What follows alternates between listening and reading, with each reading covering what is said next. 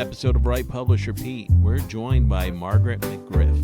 We're talking about platform. No, not the Netflix movie. We're talking about something else.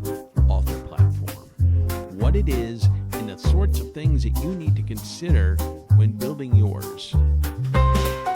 Write, publish, repeat. It echoes through the air. A chorus for creators. A call to those who dare. With cookies as his compass and a pen that won't retreat, he journeys through the pages. Write, publish, repeat.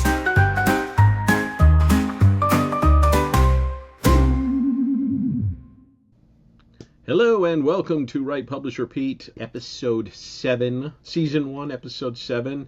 And today we're talking about author platform and branding. What the hell is it and all of that stuff. And we've got with us Margaret McGriff and, of course, my co-host Sean Platt. And Margaret, before we get into this, how do I introduce you? Author, marketer? In this day and age, it's both. I think if you wanted to be a writer, you have to learn how to be a marketer. And if you want to work in the marketing space, you have to be a good writer and a storyteller. So it's both. Okay, all right. Yeah. I love that answer, and I would say that Margaret is a best case scenario. So we used to say it all the time when we first started the first edition of the self-publishing podcast. I mean, even before Write, Publish, Repeat, we said that okay, in the future, a marginal storyteller, who is a brilliant marketer is 100% of the time going to outperform a brilliant storyteller who is a marginal marketer. And not only has that borne out true, it's borne out true in the most obnoxious ways possible. And so it's made it harder for the people who really just want to tell stories. And so we all need that basic marketing tool set. And Margaret is part of our marketing department at Sterling & Stone. And she probably, we're all scrappy and do what we do. Margaret does it for a living, and when she joined the company, or actually not when she joined the company, but when she specifically joined the marketing department, she was like, fill this out. Tell us, right? There was all these branding briefs that she wanted us to go through, and you guys, you can't just make it up as you go along. You have to have a lot of intention about it. So she brings intention into the overall brand. What are we trying to communicate? And then smaller per author, because we have a lot of different authors and they all need a different voice. So there's still initiatives that Margaret brought to us over a year ago that we'll get to in a year. There's a lot on her mind for the way that authors should market and the way a publishing company should market. So I just figured she'd make a great guest for today talking about all this stuff. Okay, so what should so this first 9-block episode of Write, Publish, Repeat, quote, Season 1, is really aimed towards new writers, but we also want to give information to, seasoned vets as well. But specifically for the new writer, what sort of things should they take into consideration when it comes to marketing themselves, when it comes to, having a website, a presence, social media presence? I think one of the first steps that a new writer can do, especially before their book is even out, is network. Get into the community. Get to where your readers are.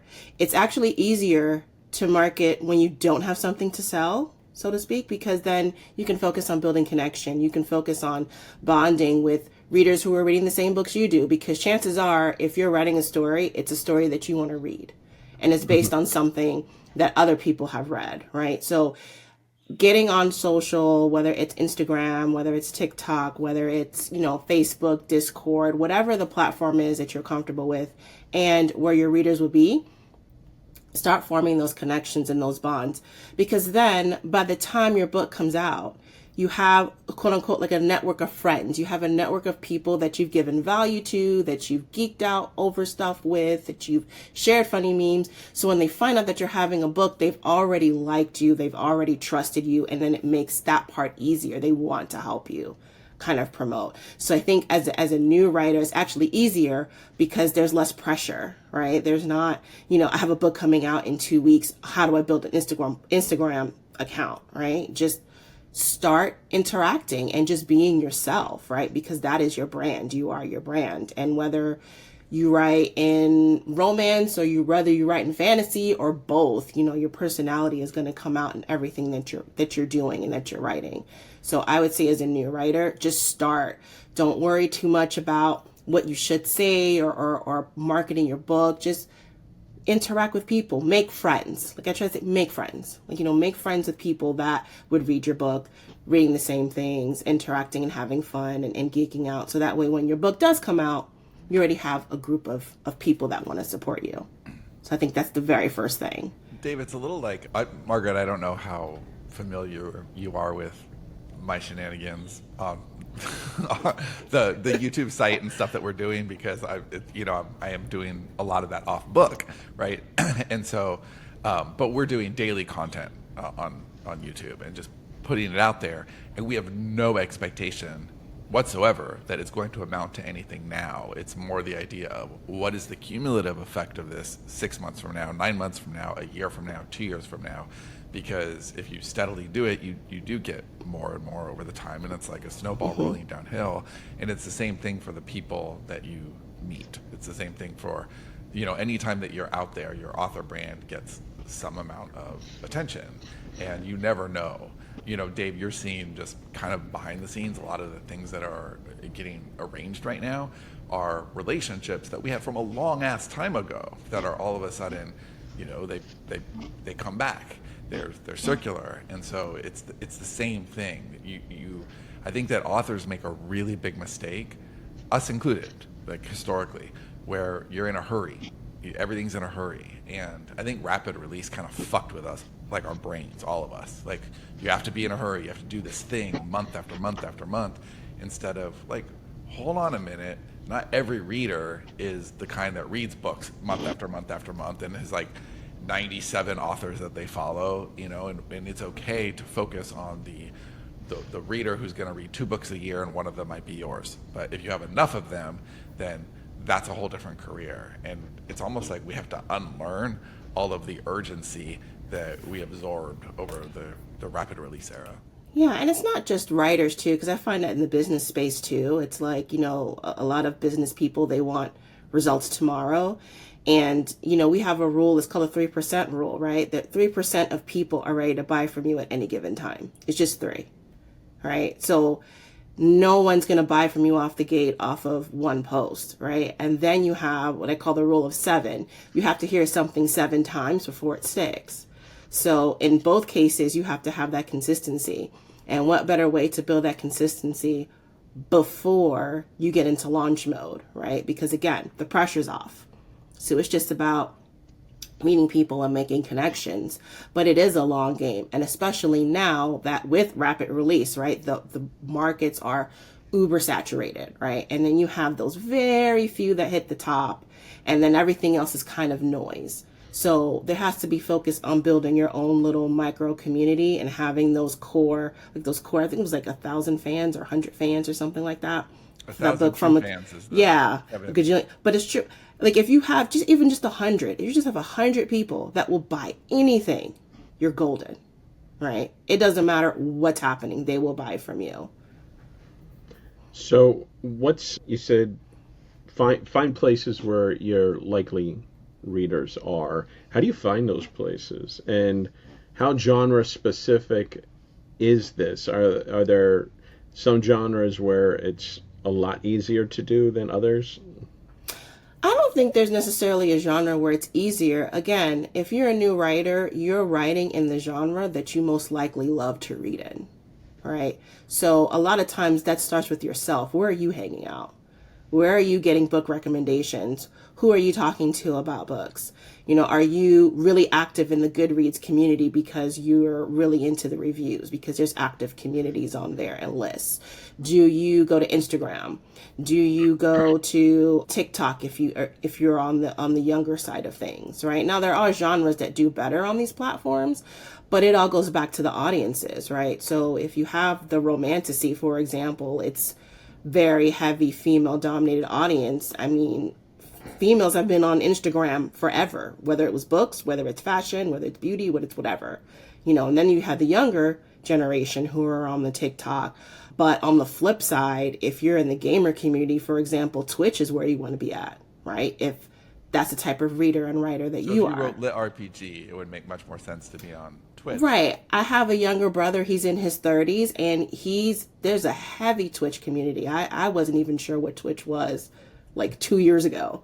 And they're on online streaming for like 11, 12 hours, just gaming and doing stuff on there. And some of them are earning money. So just thinking about who you I are. don't have time to read. A lot of gamers don't read. I'm notorious about it, but I'm sure there is that Venn diagram of they're really geeky Well, and that's into it. that thing. It would really just be lit RPG Yeah. because lit RPG that is a genre for like a lot of those readers don't typically read other genres. They're Exactly. trying to get more of the gaming experience, so it makes sense that you would find that reader there.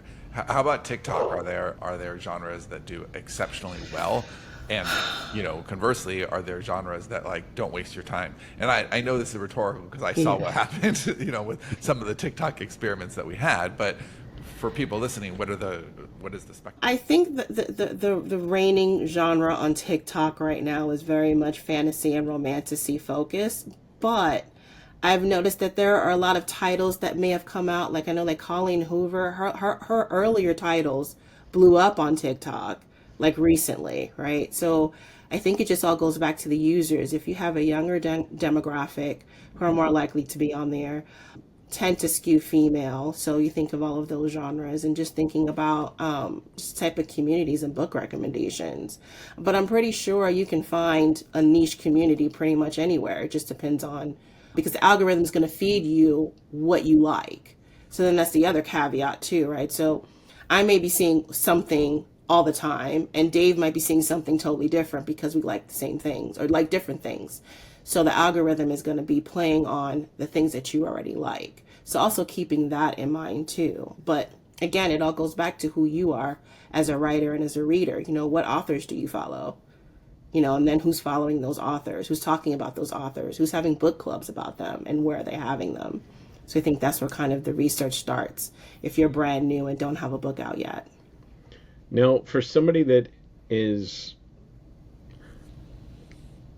on the antisocial side, perhaps, or shy, how do Are you they? talking about yourself right now, Dave? Not at all. How do they get into these communities where there are rules? There are, especially something like Reddit. You can screw up really easily on Reddit, and nobody wants to hear from you. So how do you learn the rules of these places and don't over promote, be more helpful and stuff like that?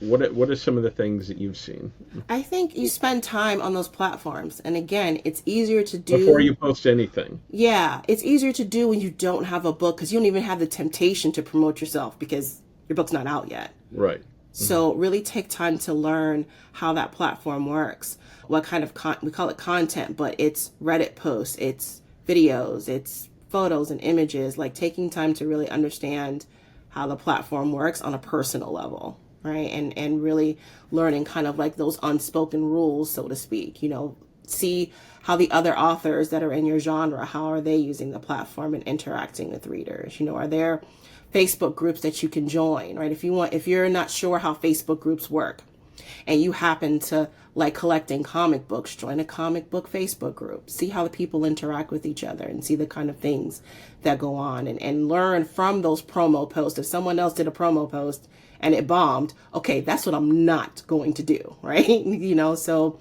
again, it's so much easier when you don't have anything out because then there's not that temptation to be like, I'm just going to go here and plug my book as opposed to I'm just going to learn. It goes back to the patience thing. Like, just don't be in a hurry, but also just be human. Because if you think about, like, don't treat social spaces differently than normal spaces. And you wouldn't go into a room where you didn't know anybody. And Hey, I got a book! Hey, buy my book, and waving it around like an idiot. Like, you would be shunned from the room. So online spaces aren't really any different. And I think people make big mistakes when they treat online spaces as magical. Like, there's a lot of magical thinking. I was so guilty of magical thinking when I first went online. Oh, the rules of business are different. Well, no, they're actually not. They're exactly the same. People behave the same.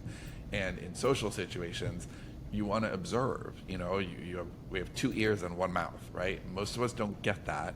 But if you go into a social situation and just really observe, like spend a month just being helpful, listening, whatever you can before you even ask a question or do anything other than, don't draw attention to yourself, make it about other people. And then when you do have a reason to draw attention to yourself, people will be naturally more curious and naturally more willing to reciprocate because you raised your hand first. Now, I would add, I'm not as familiar with Facebook and the communities they have there. I know on Reddit, they have subreddits, which are basically groups you can join, subscribe to, and all of those have rules on like the right-hand side. It might be different on whatever device you're on, but it tells you, what they allow, what they don't. So check those things out so you don't, screw up. And because if you make a bad first impression, and this is your author name, and we're going to get to name in a moment, this is your author name, and if you begin by just spamming or whatever, you're dead to that community forever. So you're screwed. So be careful with that. Now, getting to that, though, one thing I wish I did starting out was have a pen name instead of my real name. So what do you think people should do if they're not writing yet? Do you think they should find a pen name like far removed from their real name? So, they can have two different identities, maybe, because, sometimes people can get really stalkery on these platforms. And if you have a social profile out there, maybe a previous job, maybe your family or whatever, people will find you and just start, harassing or doxing you. So what do you consider, when you're talking to authors about these things? To really think about what their ultimate vision is, right? If you had the perfect author career, what does that look like?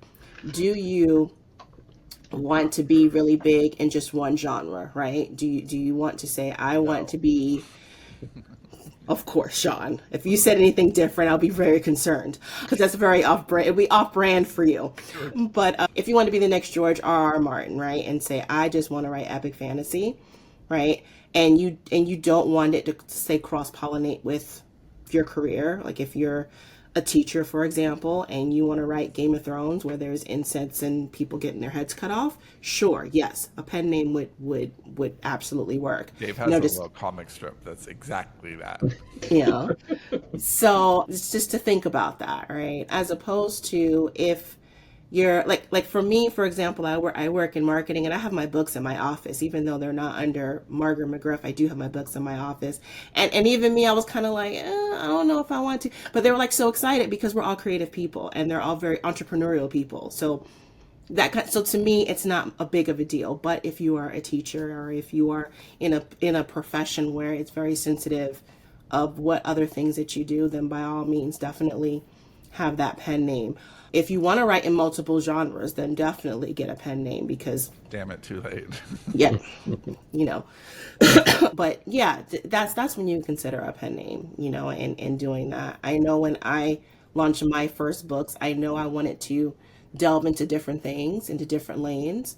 So I started out with a pen name and then kind of had a pen name for each type of lane that I want to explore. So...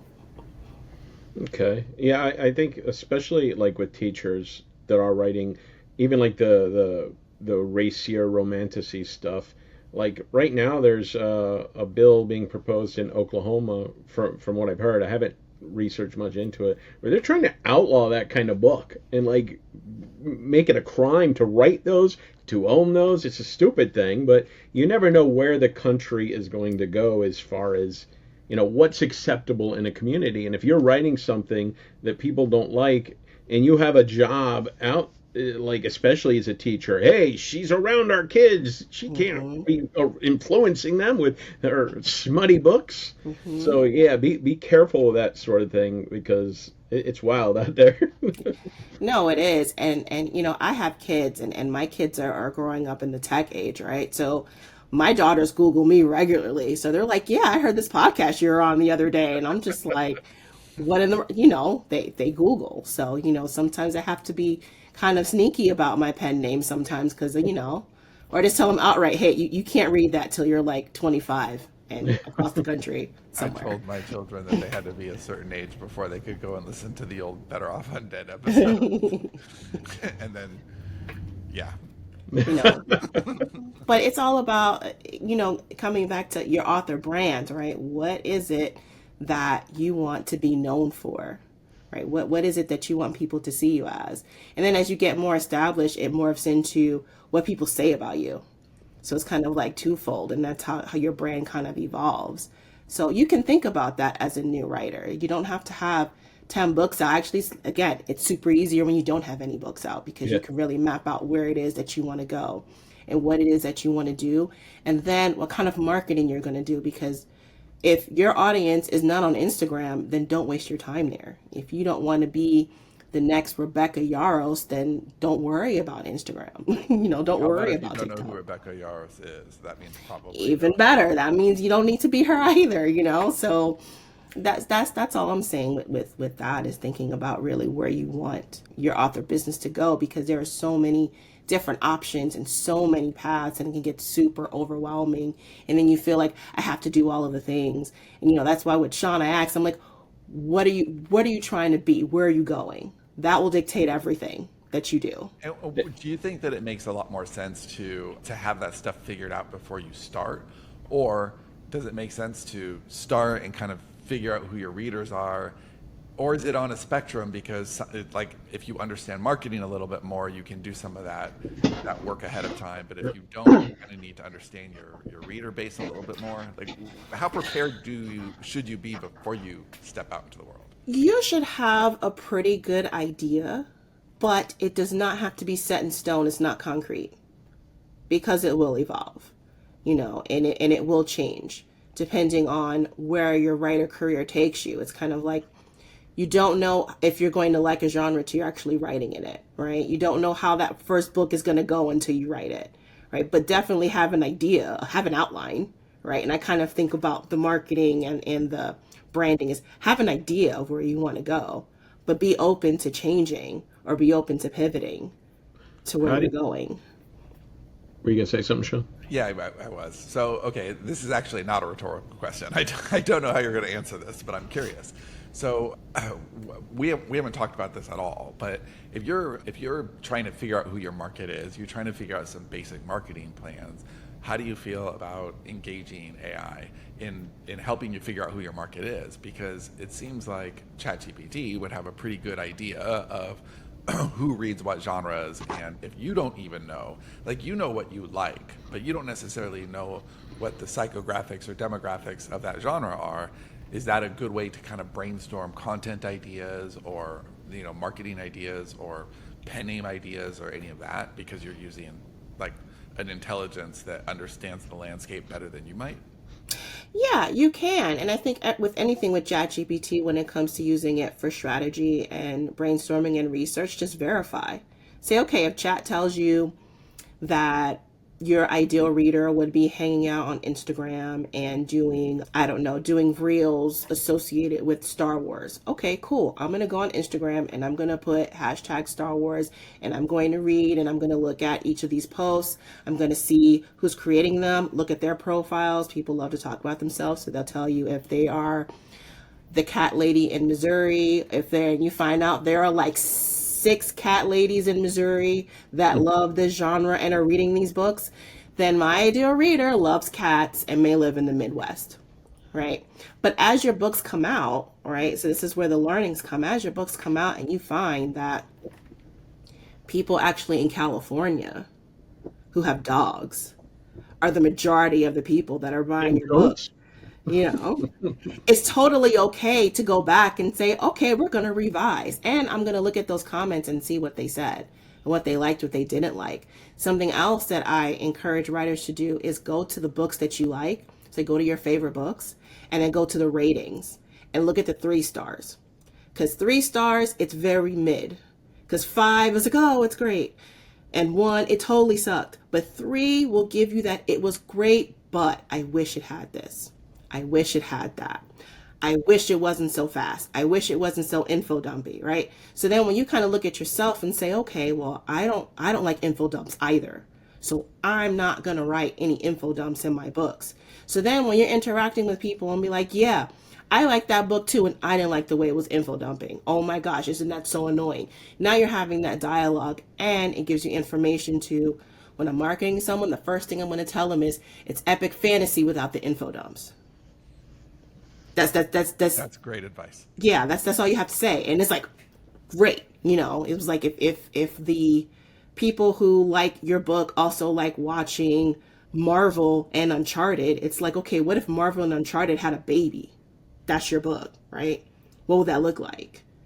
So that gives you a lot of insight to who your ideal reader is. So I like looking at different reviews for the books and stuff that I like and kind of see what people like and don't like. So when I'm doing those comparisons or putting together my character, who is my ideal reader, who I'm writing for, then that gives me a lot of insight and information. How important do you think comparisons are? Because I know in the company we use them 100% of the time. Like, it's a rule. If you pitch an idea, you have to compare it to other things. So I know how important that is to us as a studio because it gives us shorthand. How important do you think that is for the reader? I think it's super important because you have to give people more of the same but different. So you can use the comparisons, right, and say it's like this, but this. And that's a quick and shorthand way for people to understand, oh, I know exactly what you're talking about. Right? Like if I told you it was Constantine, but with vampires that don't glitter like Twilight. You know exactly what I'm talking about. You're like, yup. I'm down. Tell me more about it. How does that work? You're really good in your pitches about exactly that. You will tell the reader exactly what it's like so they feel safe and comfortable, and then pivot and tell them how it's different and therefore better. It's like Game of Thrones, but I'm not going to take 12 years for the next book. Margaret has a great way of positioning her little micro pitches, seeds we call them, they're very confident. They come off as, look, I know you're going to like this because these are these other things that everybody likes, but most things do this, my thing does that. And so that's kind of like always the positioning in it. And I think that just works on a human psychological level because we want to know what it's like because it gives us something to hold on to, right? So even a show like, Severance, which you can't really compare Severance to a lot of things. Severance is so good right now that I'm like just waiting for enough episodes to stack up so that I can not go through the pain of having to wait for them because I'm really spoiled now that I can watch my stuff. And Severance is so good, but like my mom asked me, to explain it because, I think Adam Scott was on Stephen Colbert and she's like, they were making all these jokes and I didn't get it. I don't watch Severance. In a sentence, can you tell me what it's about? And it's kind of hard to do that, but you need shorthand to at least start the conversation. And I said, well, like imagine if The Office was a Charlie Kaufman, movie. And all of a sudden, that's not what it is at all, but it definitely opens the door to have a conversation there, right? Charlie Kaufman is weird and I was thinking Fringe, but okay. and The Office is something that is very accessible to people stuck in an office job, right? So that's not what Severance is. It's not Office meets Charlie Kaufman, but at least by having those two anchor points in the conversation, I was able to immediately get her in a place where she could hear what the rest of the story was kind of about. Yeah, and it helps because you're engaging with people so often, like you're doing it before you write the book, that you can catch on those things. Like if they like Supernatural, but they hated that it was 16 seasons long, I'm like, it's Supernatural in the trilogy. Yeah. Beautiful. Right. Supernatural, right? Doesn't waste your time. And they already know, and they'll be like, yes, because we talked about this, or we have memes about this, and then it'll connect and make sense. Now, one of the questions that I think pertains to somebody like Sean more than me, because I'm a horror writer. I like sci-fi and horror thrillers mostly. So if I blog about something, it's pretty easy to know, my readers. I'm going to do like a movie review or talk about something. Sean's all over the place. So how do you decide for somebody like Sean in social media what things to focus on if he's writing all over the place? You will find the common threads, right? So if I was briefing something for Sean and say, what are you going to write a blog about, right? So the common threads is you don't like to be put in a box. Matter of fact, you took the box and you chucked it off the balcony. You said later for the box, right?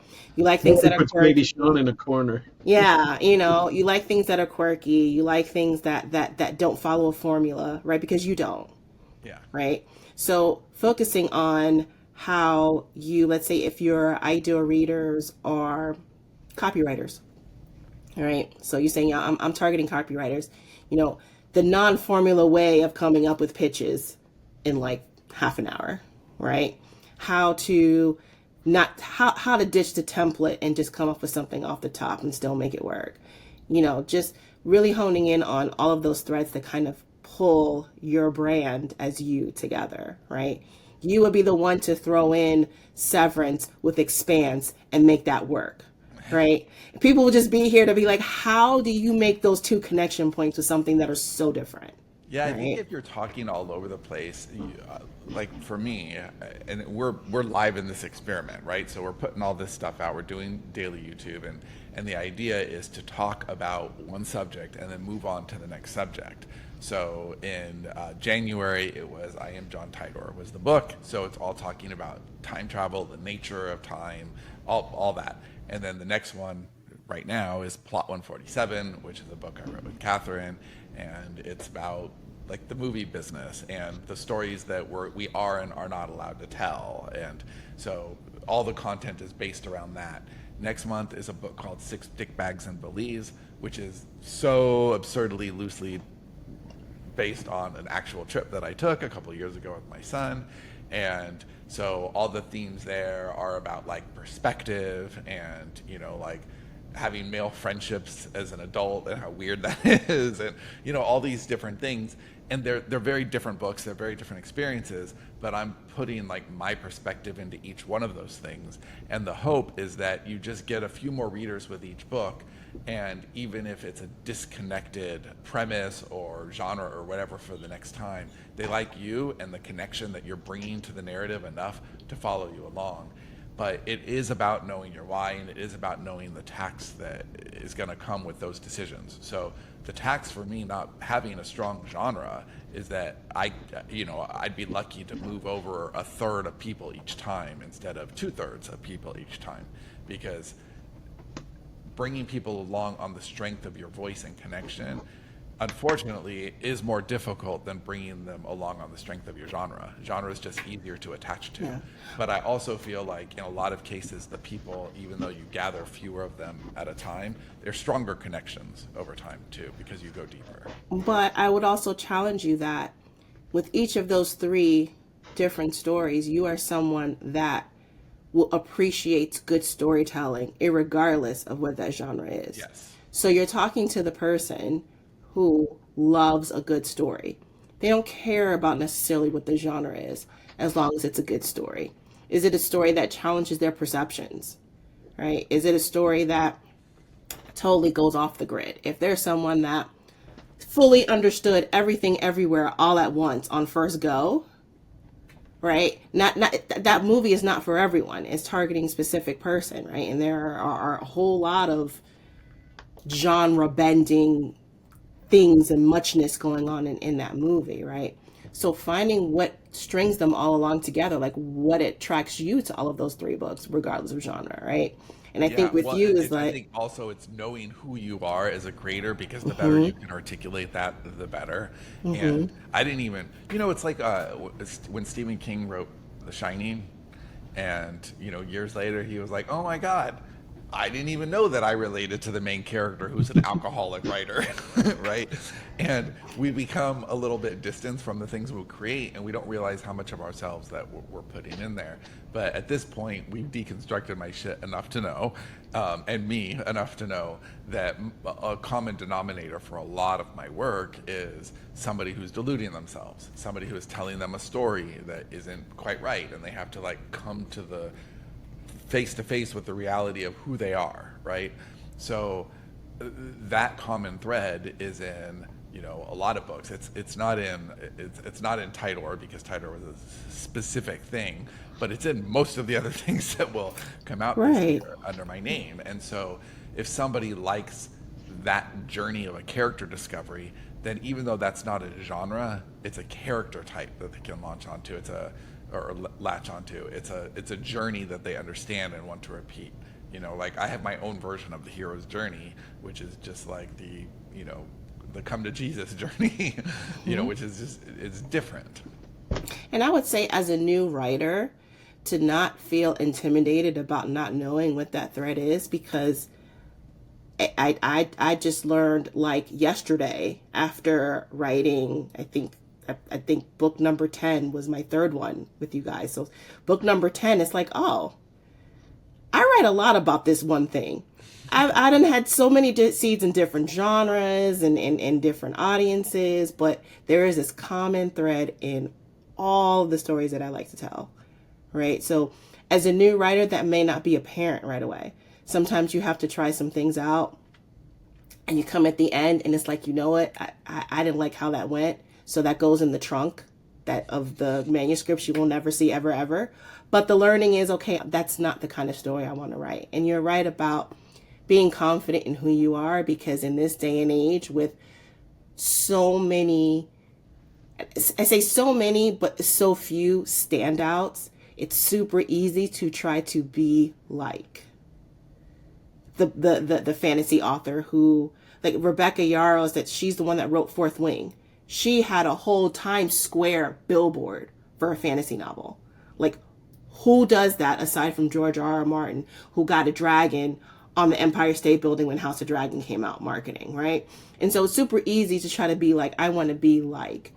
But in this space, everybody's trying to be like. So in order to differentiate yourself, really be okay with being who you are and leaning into that, because there is a space for you and there is a niche of readers who are tired of seeing Fourth Wing every single post, right? They want something different.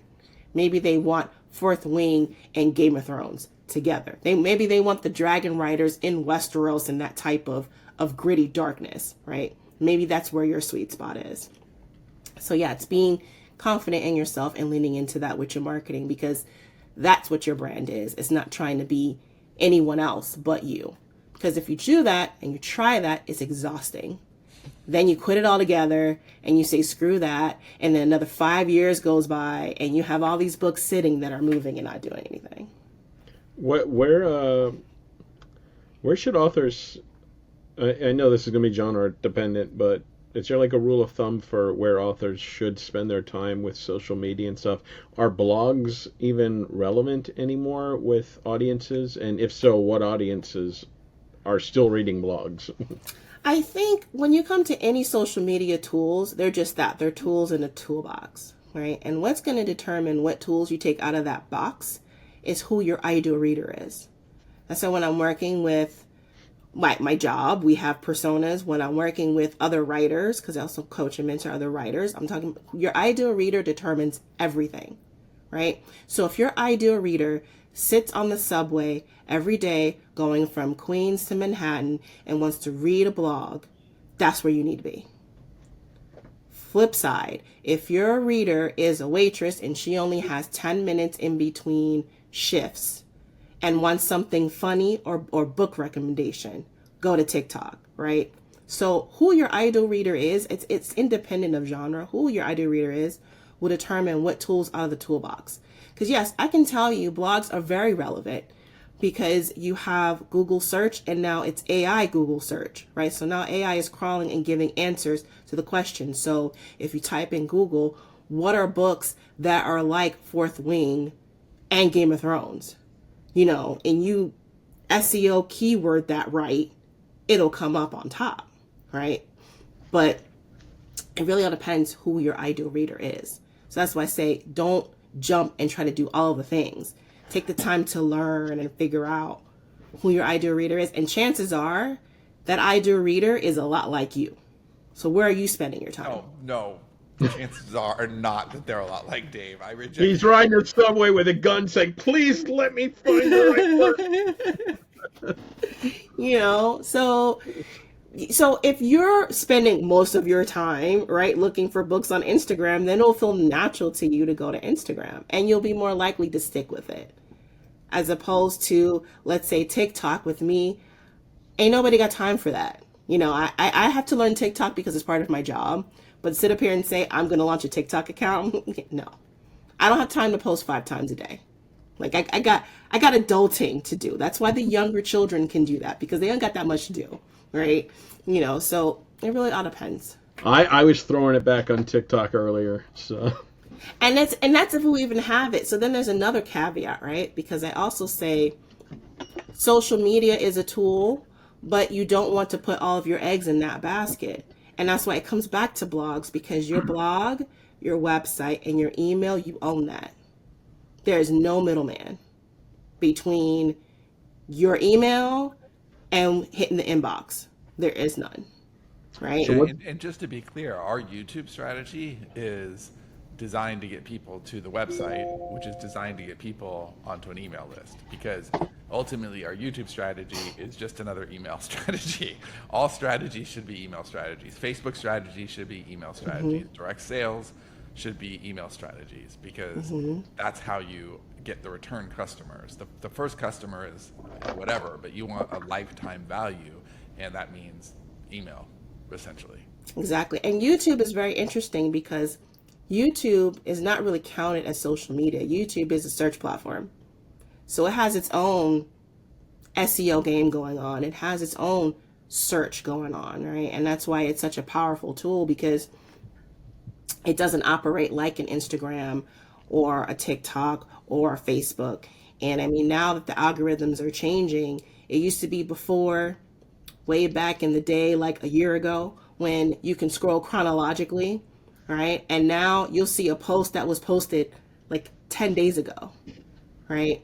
And it's all interest based. So they're really leaning into what people are interested in, not who you're following and not how many times you're posting. It's like, she liked one dog video, I'm going to show you every dog video. I'm going to show you every dog in a shelter, and it's going to make you cry. It's going to be every video, right?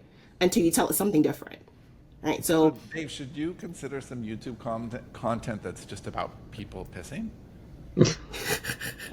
You're doing a callback to a joke on a podcast that's not even around anymore, bro. No, but you know how, like, we were talking earlier about knowing who you are as a writer and knowing your themes and your tropes and all of this, and sometimes you're too close. This is actually a true story, you guys. So I've been writing with Dave for about 10 years, and a reader, emailed and said, how come everything you write with Dave has a scene with someone going to the bathroom? And I'm like, that can't possibly be true. And so, because I'm just embarrassed at this point that I've been writing with him for 10 years and I've never picked up on this. And I'm like, I'm sure it happens frequently, occasionally, whatever. There's no way it's every book. Dude, you guys, it's every book. Going back, and every book that we have has one scene where somebody just has to go to the bathroom. Because every book I write has a scene where somebody's waking up. And what's the first thing you do when you wake up? I piss. I don't know about you. Am I alien? People wake up in every book I've ever written, but I control the camera and I don't drag the reader into the fucking labyrinth. I don't describe it in painful detail. but that's like picking up on your themes, right? And knowing who you are as a writer. So if someone is like, Dave. and if someone is like, how are these people go on a quest for 7 days and nobody stops to use the bathroom or to go to eat? Like, how realistic is that right now? There you go. So, yeah, Sean completely derailed that. I was going to ask, how important is it for a writer to have a website nowadays? And what should be the bare minimum of what your website should offer or do? You should definitely have a website. And like I was mentioning earlier, with social media being as finicky, social media was always finicky. And now we're at the point in time where whole platforms can go away in like a click of a button, right? And so your website is a place where you can drive people to that you own, right? So if it doesn't have to be like a J.K. Rowling, like sprawling website, and I love her website, it's gorgeous. It doesn't have to be that deep, right? Just something that says who you are, what you write, And then if you want to have a blog, that's okay. But again, think about your ideal reader, but at least claim your space on the Google search engine, which will be your website. So if you are going to have multiple pen names, just kind of think about what you want that overall name to be. I know I have multiple pen names, but mine is M. McGriff, and the way that I want to design it, it's going to lead off into different microsites. You don't have to be that complicated because I'm an overachiever. You don't have to do that. But I will say, at least have it have who you are and what you write. And that's just, it could be just as simple as just one landing page and just taking your time building it. And newsletter offer? You can have a newsletter offer. Like I said, it's much easier to do before you have a book out. So if you want to just start with a short story, and one is, because the first book, it takes a minute. That first book usually takes way longer than it does after subsequent books. So if you want to start building up that list, I did that with my very first book. Before I published it, I had an offer out for 2 years. So I spent like 2 years building out my list and my Instagram. And so just a monthly newsletter, just things you want to talk about. What does your ideal reader want to know about? That'll help you figure out what to write. And just talk to that person. Where can people find you? Okay, well, currently I am marketing my dark urban fantasy pen name. So you can find me on Instagram at Margaret.Bernard9 on Instagram. And if you like funny memes, Star Wars, and Marvel, you're in the right spot. All right. Well, thank you, Margaret, for being on. Money where your mouth is. I love it. We will see you next time. All Thank right. you. Thank you. Thank you for being a part of everything awesome, Margaret. The shadows of the Sunshine State, redacted is his home, lives a man named David Wright, who pens the great unknown. Diet Coke runs through his veins, a decoy wallet keeps him rich. Paranoia fuels his pen and creativity's his niche. Write, publish, repeat.